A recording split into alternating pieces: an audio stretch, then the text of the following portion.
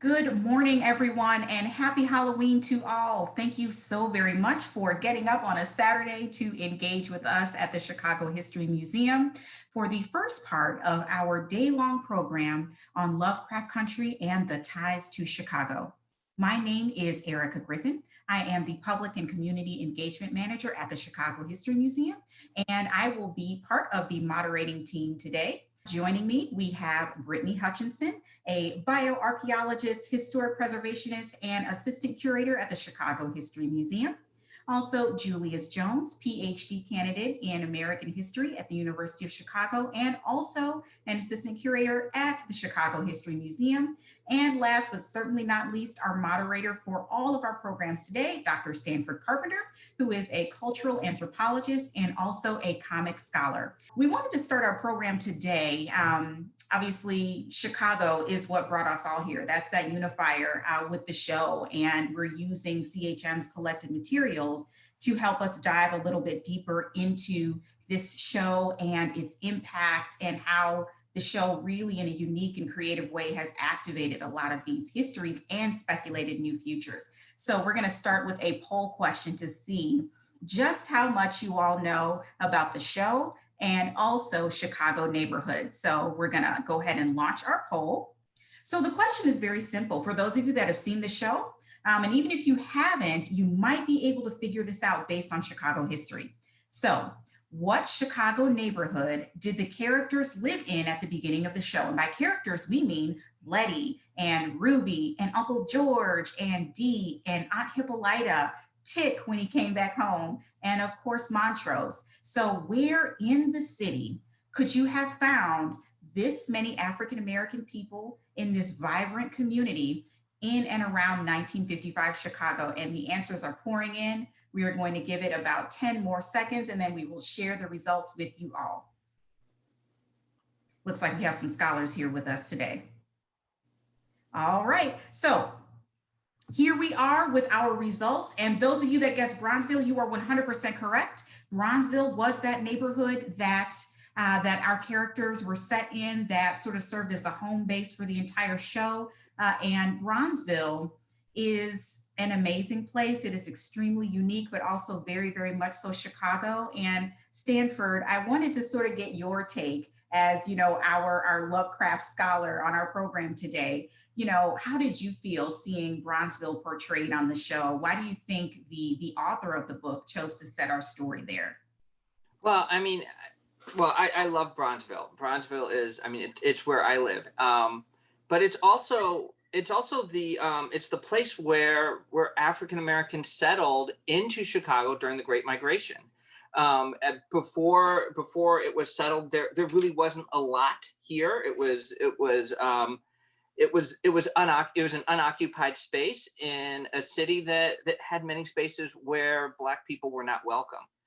We're going to have Julius, who's going to tell us a little bit more about who's going to tell us a little more about the community of Bronzeville. Yes, so the name Bronzeville actually comes from the hue of the people who lived in the community. So originally, the neighborhood's official title is, Douglas and Oakland, but it came to be known as, in Grand Crossing, but it came to be known as Bronzeville as a way to sort of instill racial pride in the recently arrived residents of that community.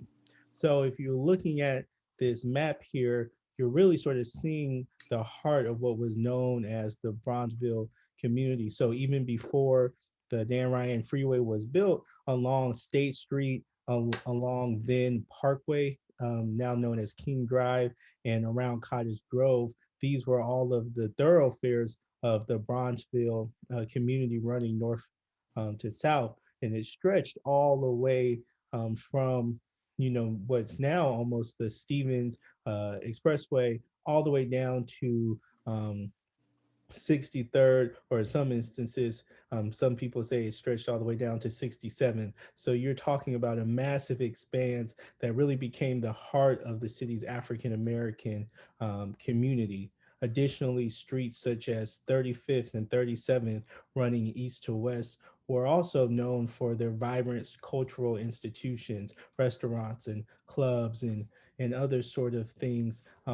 What really became the heart of what was known as the Black Metropolis, a name for the large amounts of economic commerce taking place in this space. So there was, as Stanford mentioned, a vibrancy as you had both, old settlers and new migrants coming together in this community, constantly interacting and engaging with one another. And as historian Timur Black said, you really felt like you were growing up in a city inside a city, right? Your own sort of Black metropolis, Bronzeville community that was uniquely your own. Absolutely. And to me, that makes Bronzeville the ideal setting for this type of engagement. And Julius, if you could navigate us through the street that we see here. Some of you may know it, of course, but take us on a little trip down the streets and clue us in more on Bronzeville. Yes, so what you see here is Parkway, and on your right is the old Supreme Liberty Life Building, and right in the center, that statue is the Victory Monument dedicated to the African American men of the Illinois Fighting Eighth who served with valor and distinction on the Western Front during the the Great War, which we now know as World War One.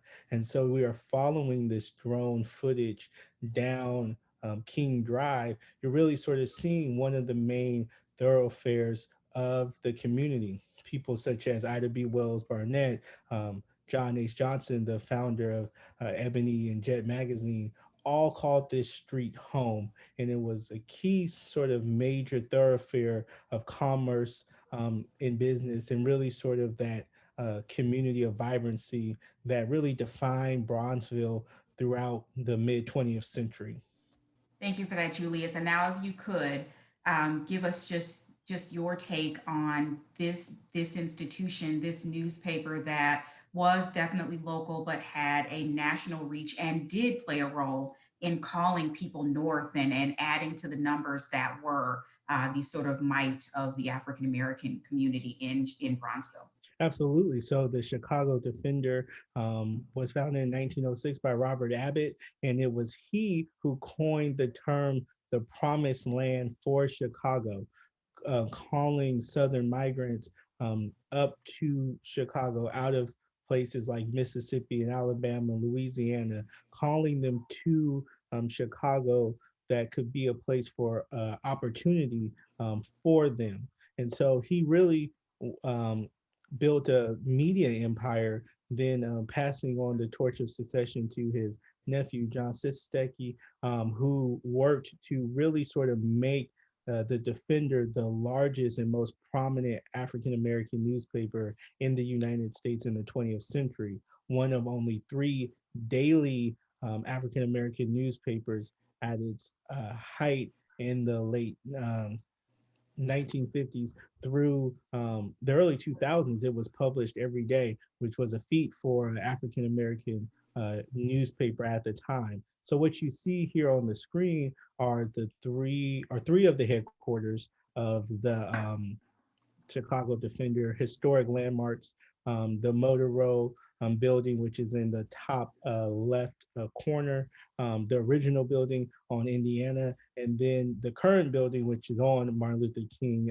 Drive. So again, a venerable cultural institution, sort of vital to the vibrancy of Bronzeville that is in existence to this very day.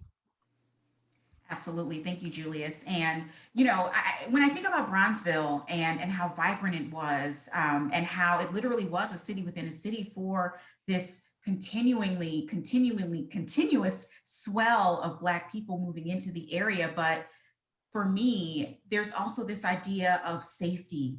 You know, the boundaries of Bronzeville, on one hand, kept people safe, and you knew where you could go, you knew where your neighborhood was, and at the same time, it limited African American people there. They could not move about as freely as they would have wanted outside of those boundaries. They could not, for instance, purchase homes or set up businesses that easily once you moved out of that space. And in the show Stanford, there is this idea of movement, when you leave your safe place and go somewhere else, or, when harm comes into your neighborhood.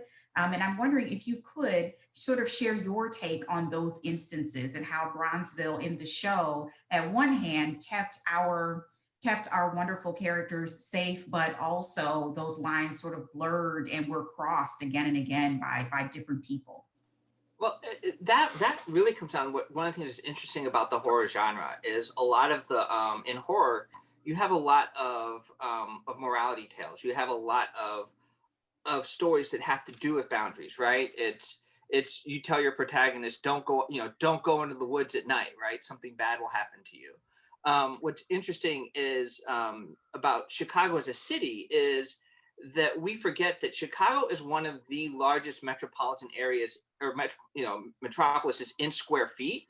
So it's very flat, it's very spread out. So what it means is that the boundaries start to become even more important, and this is also at a time where, we will be talking later about sundown towns, but there are a lot of sundown neighborhoods within Chicago, neighborhoods where people of color just weren't, it's not just that they weren't welcome, it's that they were so not welcome that harm could come to them. So that just actually just further drove down to the populace that Bronzeville was this place. At the same time, because you've got Bronzeville as a safe space, right? It actually forced a different kind of development. Like you had to see your doctor, your lawyer, your insurance person, all in that community. It's not like you would go to another community for services, and that actually in some ways contributed to the health and to the vibrancy of Bronzeville at that time.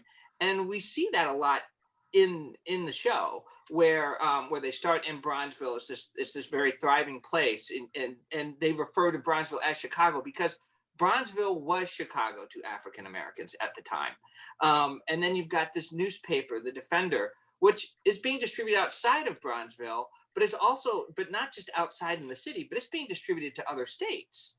And so it really does drive home, a different Chicago for Black people.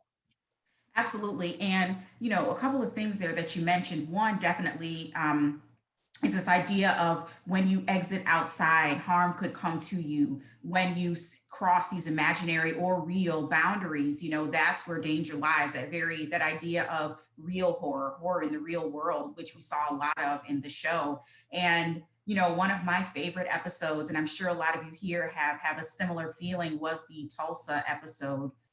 It was so beautifully done. It was very, very hard to watch all of that destruction happening in that amazing area in Tulsa of 1921. But I also want to sort of make it known that instance of racialized violence was not in a vacuum, that it was mirrored all across the country. And Bronzeville, for as large as it was and as vibrant as it was, it also saw its fair share of racialized violence. And I'm going to pull up our next poll question to see if we can get some answers on this one. So similar to Tulsa and its feature in the show, there was a massive race riot in Chicago. So we're wanting to see if we can get an answer, get an idea from you all, the audience, when that instance was. It was over a week long of violence, with people coming into the Bronzeville area, wreaking havoc, bombing homes, looting businesses. 38 people were killed, most of them African American. Hundreds left homeless, injured. It was a blight on Chicago's history. But Bronzeville being what it was, it did rebound and it did persevere. So once again, most of you are correct. That year was 1919. And that summer, in this instance began July 27, 1919. That entire summer saw racialized violence all across the country. That summer of 1919 is known as the Red Summer. And to give us some more context for the race riot. Brittany, if you could walk us through that story and how Chicago and Bronzeville came to the aid of its African American residents. Sure. So I think what's required of us is sort of establish what happened was the sort of the spark that led to this 7-day long stretch of honestly uh, domestic terrorism that was enacted against African Americans, largely at the hands of white Chicagoans. So what we have is a situation where a young teen, Eugene Williams, inadvertently and accidentally floated into the sort of white section of the water at the 29th Street beach, where he was attacked by white beachgoers.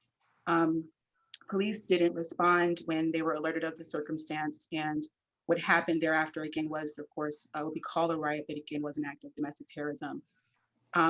So in addition to this initial murder, there was the sort of other elements that led to how bad things really got. Namely, the mayor at the time, William Thompson, did not call the National Guard in until 4 days into the violence and the death and the destruction.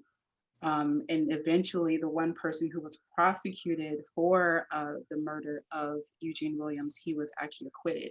So you have this very unfortunately familiar element of a very real Black victim and a sort of non-existent assailant that happens in many cases we still see today. So if we're looking at this particular event from the aspect of our medical facilities in Chicago, which is a unique position to take, but I want to point out that there is this article, sort of the clip at the upper right-hand corner is from the Tribune, and that article was published on July 29th, so 2 days into the attacks. And in that article, it's sort of a reporting out of what's happening within these, hospitals on the South Side. And there's a total of 9 that are recorded upon. So 8 of those 9 hospitals saw a collective total of 11 patients were admitted to the emergency room. One of those patients was African American. The other hospital, the one remaining hospital of the 9, was Provident Hospital. And just for reference, Provident Hospital was the very first Black owned and operated hospital in the United States. And it was established by Dr. Daniel Hale Williams, who also performed the very first open heart surgery in Chicago in 1893. Just want to get that out there. So Provident, its staff of 10 doctors, 15 nurses, and 3 interns saw over 100 patients who were victims of this domestic terrorist attack. So if you're looking at what happens in Chicago in these spaces, in Bronzeville and sort of the South Side in general, if you were in one of those, white-owned and operated hospitals, you would never know the sheer magnitude of what was happening in the city, and you wouldn't know that the majority of the violence was enacted against African American men, women, and children. Many of which who were innocent, and there are reports of people on their way to work and being attacked simply because they're Black. So this disparity, I think, kind of begs the question of what does it mean when space is racialized, right? So in thinking of this show itself, we see different sort of instances of people moving throughout the country, moving throughout the city, and how they're encountering racism and these larger monsters, right, that are terrorizing them. But I think this historical event in Chicago, and in the sort of context of the show with Tulsa, and of course the Red Summer of 1919, the larger conversation around how space is protected against quote unquote outsiders and what those measures are. And a lot of times it is violence. So when we're talking about how this sort of comes about, again, 1919 and the Red Summer of 1919 and the subsequent years of domestic terrorist attacks against Black residents and citizens of this country, we think of what comes to pass. And we're also kind of relating this to that first wave of the Great Migration. So you have Black people essentially descending upon quote unquote, northern cities in predominantly white areas. There was actually some reports in a few magazines that sort of called it an invasion, right? An invasion of Black lives and Black experiences in occupation. So I think also to kind of maybe more abstractly expand that racialization of space and that concept is to look at the actual title of the program that we're talking about, Lovecraft Country. And I think we'd be remiss if we didn't mention sort of the reference to H.P. Lovecraft, who was an author and sort of the pioneer of this genre of sci-fi horror, which of course the show does, of course, fit within that genre, but also H.P. Lovecraft's individual personal politics were full of virulent and abject racism. He literally hated everyone that wasn't white and particularly hated Black people. He was also noted as sort of lauding the efforts of the South, both illegal and legal efforts of the South to maintain and uphold segregation. So in H.P. Lovecraft's mind, and it's also visible in some of his work, this idea of an all-white utopia. And this idea of an all-white utopia was something that was at the forefront of his mind and a lot of Americans. So we see that there is this difference between the population from 1910 and 1920 due to the first wave of the Great Migration. So this sort of influx of Black people in Chicago and also in other areas became that kind of created that fever pitch and that racial tension that, you know, invading a quote unquote white space results in that violence. And so if we're going to, again, pull back a little bit more and conceptualize, you know, this show and, you know, the reference to H.P. Lovecraft, the genre in and of itself, and Chicago history within the larger context of U.S. history, one, we can see that the Great Migration and Black people entering quote unquote white spaces is, you know, reacted through with violence. But also sort of we can understand that for a very long time, and in many ways, the North was this white utopia, a place where Black people are in the country, but they're not in the North.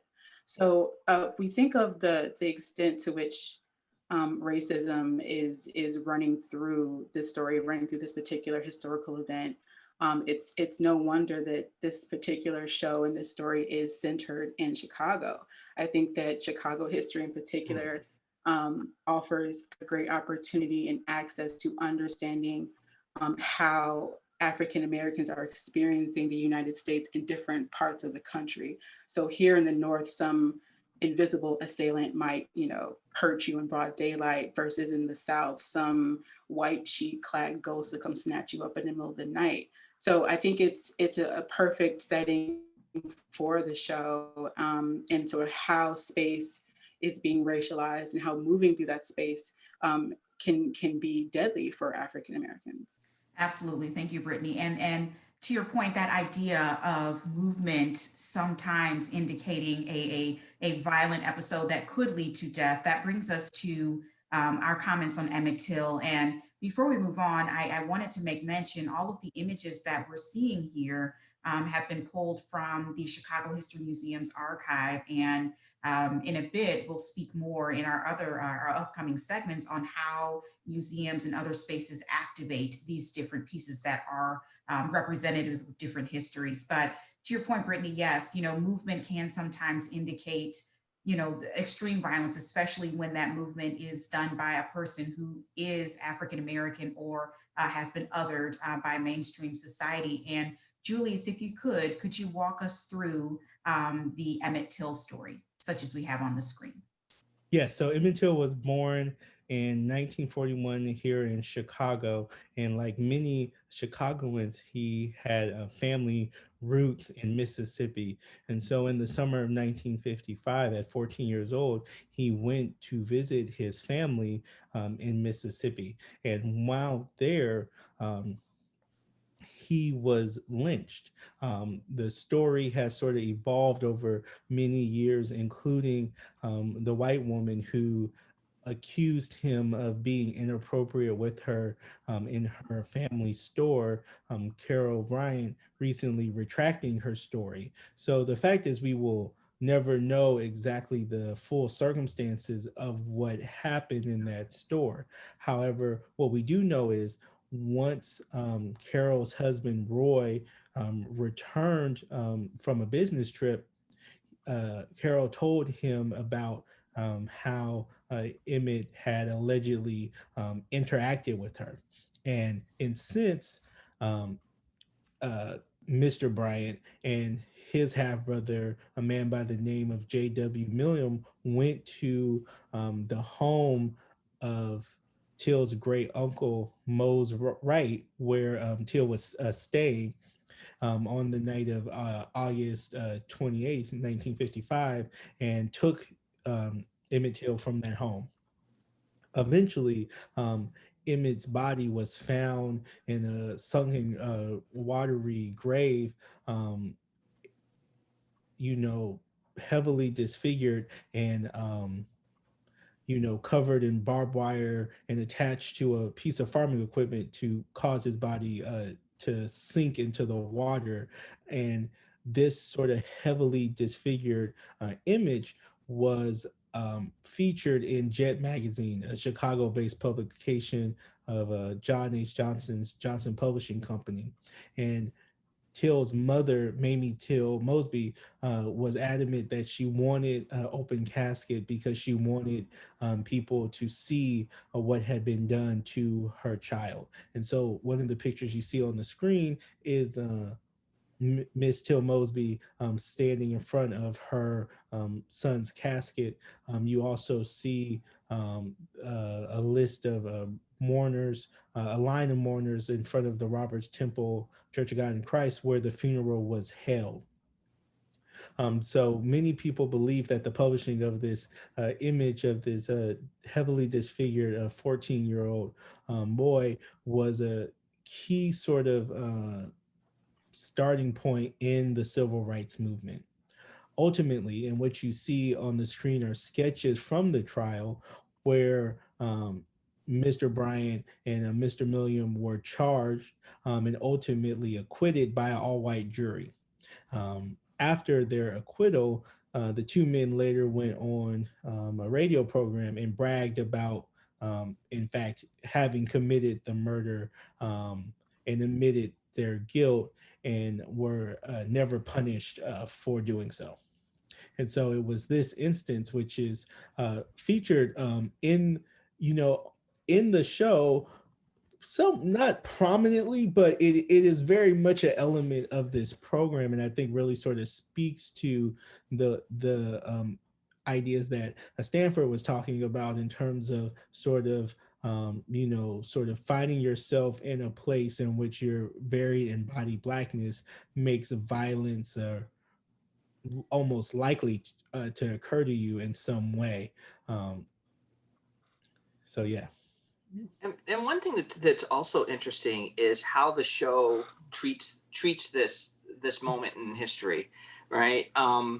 Like many, I grew up knowing about Emmett Till and understanding the significance of his body being displayed in an open casket, and at some point in my life, I did see the image that's up there with the crowd of people, waiting to come in to also line up and see the body. But what was interesting about the show is they introduced Emmett Till in the third episode. And in that episode, Letty is having a party at a house that she's purchased that we will find out later is haunted. We'll talk about that later in the tour and later in the other panels. But Tick's cousin, Dee, right, she's also 14, and she has this friend Bobo, and we see her and some of her friends, one of them being Bobo, and Bobo was the nickname for Emmett Till, are playing with the Ouija board, right? They're doing all of these things that children do. And I actually found that to be one of the things that's incredibly interesting, and also the source of horror in this show, right, is that instead of being introduced to Emmett Till as a symbol of racial violence, we're introduced to him as a child, a kid who does kid-type things, all the kid-type things that we used to do. And that's not the only time he shows up in the show. He shows up a couple episodes later, and then it builds up to an episode where there are all these references to him going to visit his family in Mississippi over the summer. And he does go to visit, and he just doesn't, and he goes to visit, he doesn't come back And then one of the later episodes opened with a recreation of the very scene that you have on the screen right now, where you have a lot of people out in front of Robert's temple. So it humanizes that instance, and it drives home this horror that you could have a child doing all the things that children do, being not really to blame for anything, innocent, right? And what he does is he leaves the space of safety. He crosses that border, and that activates the response. Mm-hmm. Absolutely, yeah, and we keep coming back to, and it was quite made quite clear on the show that it's these transgression of boundaries that leads to the violence or the monsters or the horror. And for Chicago, as we've been saying throughout the program, it was starkly clear where Black people's place was, where they could be, where they could thrive, be themselves, create community, and have some semblance of that safety. And for the most part, early in the sort of Great Migration and the pattern of people coming up to Chicago from the South, that place was Bronzeville. But there were some other places where you could find African-American people where they had coalesced around each other and developed community. And one of those is the 4600 block of North Winthrop. And Brittany, if you could take us through this part of the city and this history that I really knew nothing about. I did not know anything about this, and it was shocking. And when Brittany, when you're done, we'll toss it to Stanford to speak to Winthrop featured in the show, which was quite clever. So yeah, 4600 North Winthrop Avenue. The block itself was, as early as the 1910s, one of the rare areas outside of Bronzeville on the south side of the city where Black families could live and own houses. And because of that, over the years, it became this sort of safe haven, again, sort of mimicking that safety within Bronzeville, but just away from that particular area. I mean, being in the north side in Uptown, it was particularly remarkable, again, because most people were made to live in a very small region, especially as the second wave of the Great Migration comes along. It becomes overcrowded and dangerous just in that aspect, right? So, this block was a place where Black families who were able to afford to live outside of the block of Bronzeville or anywhere they wanted, were able to find a place to live where they could be. And in this space, they did thrive. There were, I think, the first Black priest of the Archdiocese of Chicago grew up on this block, and a few other notable folks. So the block clubs, the family picnics, the block parties were definitely part of this community and helped it grow and thrive and sort of flourish and to maintain that sanctuary.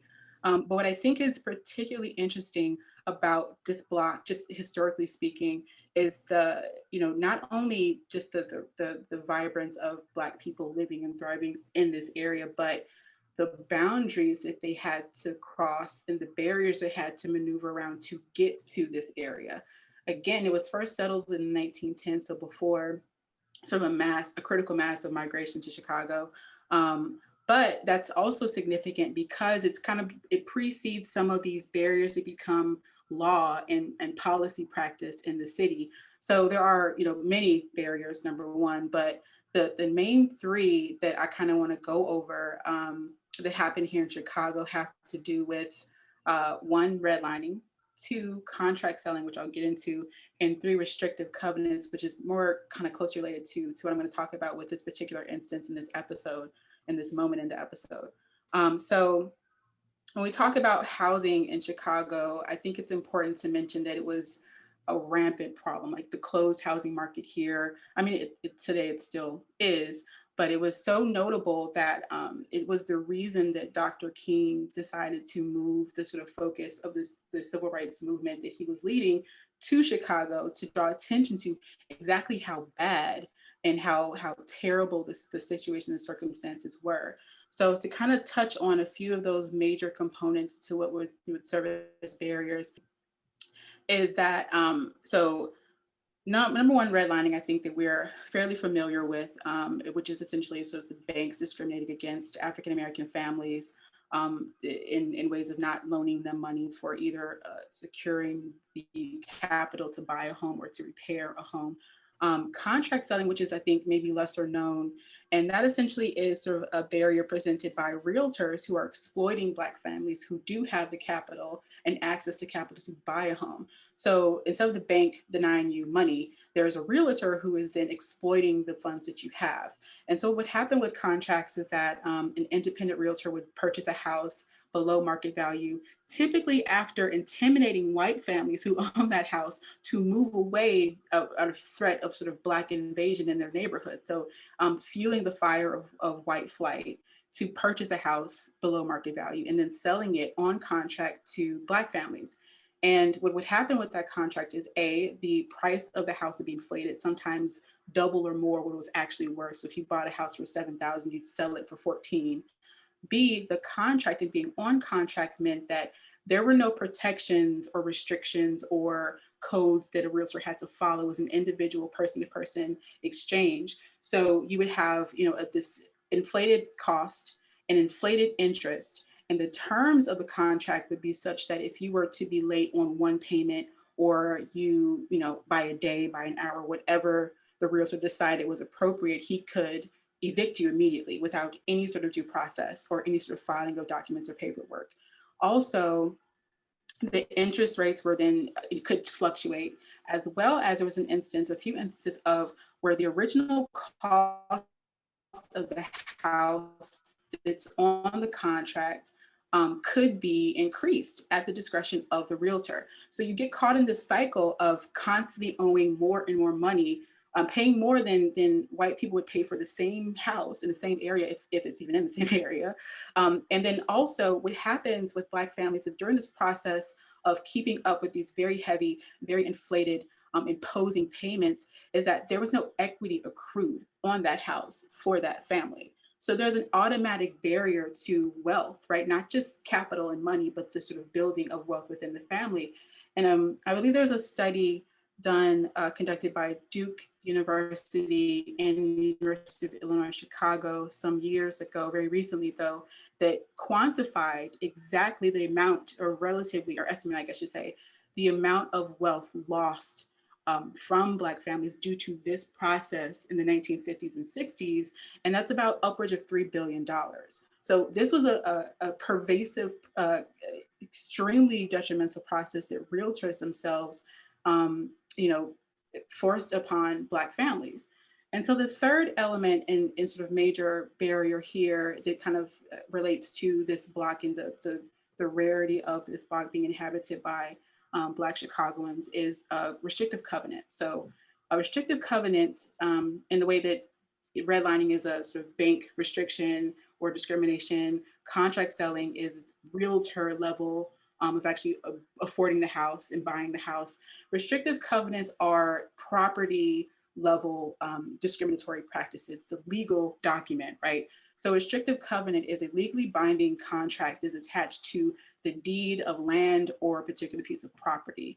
And those covenants, the racially restricted covenants, dictated that you could not sell, rent, or otherwise allow the occupation of a particular space or property by African Americans until the end of the term of that covenant. And so what we see happening, and they've been in practice for maybe the mid-19 teens or so, but in the 1920s, we see them starting to pop up across Chicago, the first of which in Cook County was noted in Evanston in 1924. And then we start seeing them within the city proper around that time as well. On our screen, we have from our collection within Archibald Motley Jr.'s papers. Really quickly, Archibald Motley Jr. Was a prolific African-American painter from Chicago. He graduated from the Art Institute in 1918. And his family, he actually moved here with his parents. His father was a sleeping car porter, which gave him access to the middle class and of course, some mobility across the housing market in Chicago. But to kind of really quickly divert, there's a scene in that first episode, the sort of block party scene that's very reminiscent of one of Motley Jr.'s paintings, and it's called Barbecue. So if you have a minute, whenever you want, just check that and kind of refer to that first episode, that block party. It's to me, it just reminds me of that painting. But to kind of go back to the point I was trying to make is that so this is a letter that was sent to Archibald Motley Jr.'s parents, Archibald Motley Sr., directly addressed to him, from the Inglewood Property Restriction Association. So these property restriction associations pop up across the city, and their main focus and point is to convince and urge homeowners to sign restrictive covenants. And so the fact that this Black family who'd been in Chicago for decades, I think they moved up from New Orleans in the late 1800s, to even get this letter is showing just how freely people were soliciting this type of action to be taken. So the practice itself of enacting restrictive covenants begins in the 20s, of course, and it's outlawed in 1948. However, many of those contracts that were signed during that time, they didn't end or they weren't matured until the 1980s. So you could have a house in 1975 in a particular neighborhood in Chicago that still had this covenant attached to the deed for that property. So to kind of recap, the barriers that existed were access to the capital, not being, exploited by a realtor. And then even if you got past the capital, you got a realtor who was honest, where you could live was literally attached to the property that you wanted to buy. So this block, again, is remarkable in that sense. Again, people were moving there before restricted covenants and before redlining and before contracts suddenly really took off. So that was kind of the opportunity moment to inhabit this block. But I think it's also an interesting point to make in the show where the house is haunted, right? So we think of home as sanctuary, as a safe space, and this block in particular did present that safety to the inhabitants and the residents of this area. And there were no reports of hauntings on the historical record, but it's an interesting choice because I think that as we start to learn more about, again, the racialization of space and occupying white spaces and home ownership, the experience of those who were able to move into white neighborhoods and essentially desegregate them in some measure were terrorized. It would be like living in a haunted house. It would be like knowing that you should feel safe and you should feel welcome and you should feel at home. But what the show does is kind of take that sort of ideal of home ownership and sanctuary and turn it on its head to kind of reflect the realities of what's happening external to Black families in white neighborhoods, is that neighborhood is haunting and terrorizing that family. So I think that's another idea of how, or instance of how the racializing space and what those reactions look like within this show and of course within Chicago's history. And one of the things that's also really interesting about the way the show handles it is part of what makes these shows work is what they fictionalize. So what they do is they name the house the Winthrop House, right, as a reference to the block in Winthrop. But it's also set up previously in a conversation between Letty and Ruby, where Letty refers to trying to move out to the north side, i.e., moving out of Bronzeville. But Winthrop was not the only place that Black people lived up north. I mean, there's another location that was also featured in Lovecraft Country, which is Cabrini Green, which many of you know as a housing development that's located right where Lincoln Park is now, and it's to some degree been erased through history. Julius, could you talk a little bit about that? Yeah, so here what you see are the Trumbull Park, housing community. And Trumbull Park was one of Chicago's first public housing projects built by the Chicago Housing Authority using federal funding in 1938. And as per the policy of the federal government is public housing could not be used as a vehicle to integrate the communities in which they were built. So if a public housing unit was built in a community that was predominantly white, then all of the residents of that housing community had to be white. And so this was the policy that CHA used when selecting residents for the Trumbull Park projects.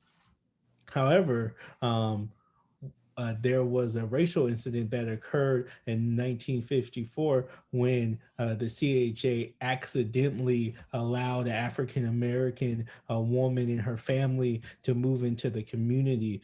A woman by the name of Betty Howard, who was Yeah. very fair skinned, it could pass for white, even though there's some debate whether or not she actually did pass for, she was intentionally trying to pass for white. She just went to apply for an apartment and they thought she was white, so they didn't ask her race. Her and her family moved in to the apartment unit, and when they did, it is safe to say that all hell broke loose, right? Their home was ransacked. Their belongings were thrown out on the street. They had to sort of have police escorts to go in and out of the community. And while ultimately they were allowed to stay after the National Guard was sort of called in to quell the race riot, this incident really sort of locked into place this sort of policy of racial segregation in public housing that in a lot of ways would remain the policy of public housing throughout its entire existence, right? That as long that public housing units were racially segregated in the city of Chicago. Absolutely. And there was a mention of this very incident that you're talking about, Julius, in the show. So I want to say episode 3, Letty and Ruby were sort of talking about now being in this house during the party, and they referenced this happening. So this was very real. And I really love the way that, you know, the writers and the producers wove these different Chicago stories and places and spaces into the show and activated them. And it's almost, you know, it is entertainment, but it's a history lesson at the same time, because I would wager that most people have not heard of this particular instance of racialized violence in relation to the show. And you know, there's a larger conversation to be had on public housing as we move throughout the day. But there was also another mention of the Cabrini Green housing project. And it was a part of Montrose's amazing story, which we are running out of time to get into. But Julius, if you could just navigate us through the physical space that we see here, which is where Cabrini Green stood. Yeah, so Cabrini Green is fascinating. So what you are looking at is where Green once stood. So Cabrini Green is 2 housing projects, right? And the first one was the Francis Cabrini row houses, which are actually still standing. So as the video is turning, what you see there are the Francis Cabrini row houses, which are still there to the very day. And many people don't know that. And this was actually sort of the model of public housing that the experts sort of recommended. They said you should build low density, low rise public housing, and that is sort of the best way to deal with tamping down on some of the issues of blight and disrepair and sort of despair that comes in large scale high rise public housing. And so CHA completely ignored this advice and built massive high rise apartment units. So and those were the Green homes, right, which were immediately to the north of the Francis Cabrini row houses. And eventually over 15,000 people would live in this massive complex that was unique because it was one of the few housing complexes for African Americans outside of the Black Belt in Chicago or Bronzeville, right? And so part of why it sort of became a fixation was because of some of the horrible conditions, the policy of neglect that the CHA used towards them, the sort of horrible, tragic incidences of crime and violence. But as you know, if you've ever been where Cabrini Green, Green was located now, it is sort of prime real estate on the north side of Chicago. And so nearly as soon as these housing units were built, people wanted these housing units gone. And beginning in the mid 90s, the CHA began tearing down those buildings, and no one sort of missed them when they were gone because of some of the things that had taken place in there. But it was definitely sort of a end of an era, and you have sort of residents sort of talking about building community in what were deplorable and unimaginably harsh conditions. Okay, thank you, thank you. So one of the questions that we have here for from the audience is would you guys consider the xenophobia to be more class or race based? One of the questions, and I think the question emerges out of some of these discussions around housing, et cetera. What would you have to say to that? Oh, well, I don't think there's any question that this was racially based. I think that it became self-evident when you look at attempts to integrate public housing, particularly because those proponents of integrating public housing in the 1930s were very sort of explicit in choosing who they would allow to integrate. So you look at an instance of challenging restrictive covenants, which my colleague spoke about in the Hansberry. So Lorraine Hansberg's family, her father's attorney, they're all college educated. So they are certainly of a very high class station. And, the restrictive covenant was not based on what college degree you had or how much money you made, it was based on the color of your skin. So we know for a fact that these restrictions were based on race, and that the federal government through housing policy had explicitly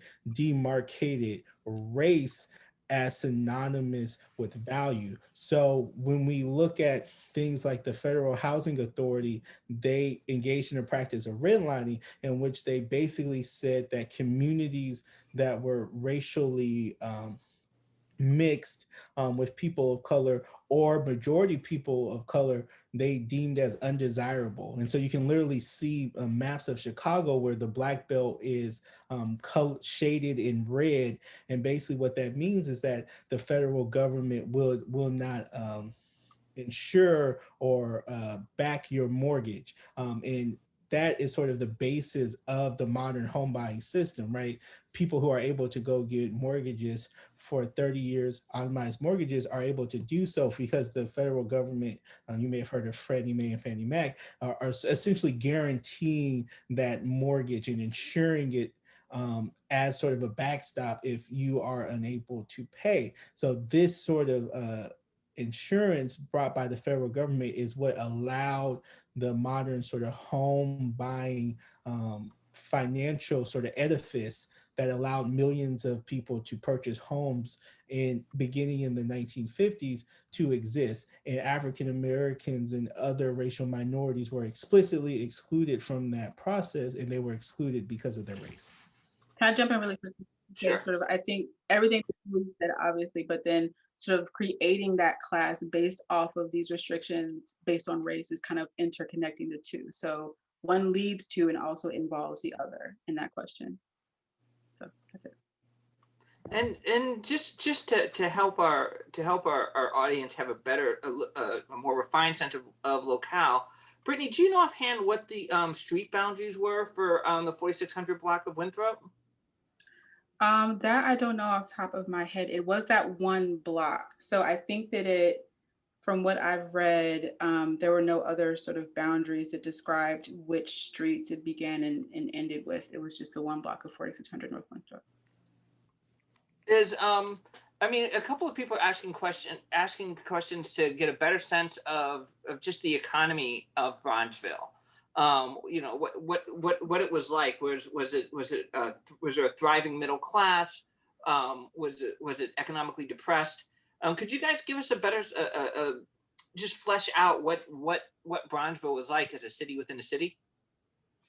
Yeah. So one of the things that people who describe Bronzeville say is because of the racial segregation in housing throughout the city is sort of every type of African American lived in very close proximity to one another. So you had a great deal of professional African Americans, doctors, lawyers, educators, a great deal of police officers. African Americans have served in law enforcement in Chicago since immediately after the turn of the 20th century. So you had all of these different classes of people living in Bronzeville, but you also had what was known as the Federal Street slums, but also a part of Bronzeville. So people, lived in abject poverty as well. So there was a huge range of diversity in the neighborhood that people, when you talk to people who lived through the experience, they actually sort of speak to it in a somewhat, longing manner, because what sort of happens in Chicago at the turn of the century is that you see a class-based segregation sort of infused in the African American community. So public housing is built along Federal Street, so the Robert Taylor homes, and so African Americans of lower social economic status move into public housing, whereas African Americans of means begin moving out of Bronzeville as opportunities in the immediate suburbs of Chicago to the south, and as well as opportunities to move into other places in the city begin to expand. You actually have almost a somewhat of a diaspora of African Americans of certain class stations out of the Black Belt. I'll just add this. I did a quick look up. The 4600 block of Winthrop is essentially between Wilson and Leland. So there are so many more outstanding questions. I mean, there are questions asking about other Black enclaves other than perhaps Winthrop. And the answer is we will get to those as we go on throughout the day. Other questions about LGBTQ and LGBTQ presence in Bronzeville. The answer is absolutely. It was vibrant. It was beautiful. And I encourage you all, if you are able to stick with us for the rest of the day, we will be diving into conversations on geography, on identity, on trauma, and what the position looks like for Chicago in the Afrofuture. So for those of you that are joining us for our next program, we will see you shortly. Those of you that have to sign off, thank you for joining us.